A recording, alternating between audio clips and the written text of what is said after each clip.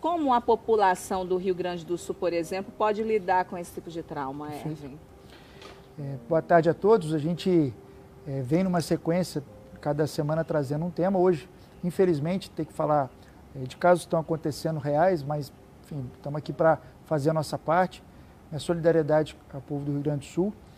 E a gente está aqui para justamente tentar traduzir alguns termos técnicos para vocês que têm parentes ou que cheguem até lá no próprio canal do YouTube, possam somar força aí com tudo que vem sendo feito. Então vamos lá. A gente vem desde o início falando que na psiquiatria a gente chama de transtorno, né, não de doença, por não conhecermos a causa. Né? Por exemplo, se uma pessoa começa a ter tosse e eu estou suspeitando de uma Covid, eu peço lá um raio-x do pulmão, vai mostrar a lesão no pulmão que justifica o sintoma tosse.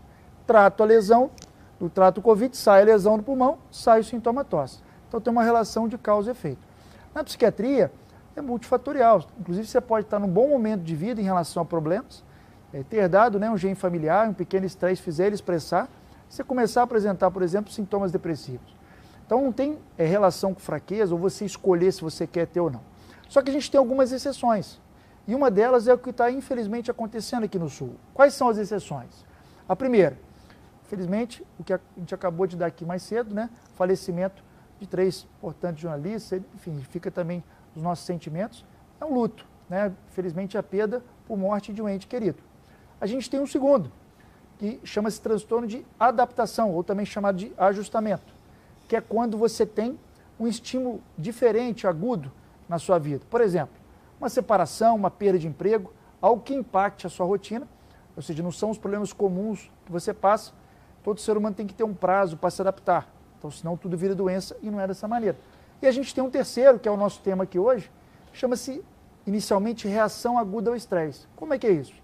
Toda vez que a gente passa por uma situação de potencial iminência de risco de vida, um assalto, uma violência, um estupro, ou a gente presencia um ato triste desse, nas primeiras 24, 48 horas, você pode ter qualquer reação que não tem algo muito claro na literatura. Então tem gente que fica muito chateada, tem gente que fica mais irritada, outros não conseguem dormir.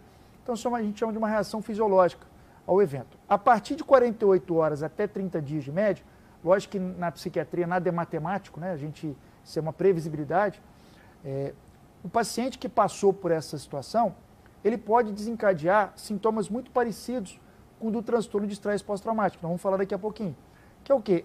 A cena, a imagem, o pensamento fica voltando o tempo todo. Então, se foi perfeito. Diferente do luto. Por quê? No luto, fica a saudade, as lembranças, né, do que você passou com aquela pessoa. No ajustamento, você está com muito pensamento voltado para o futuro. Como é que eu vou fazer com a minha demissão?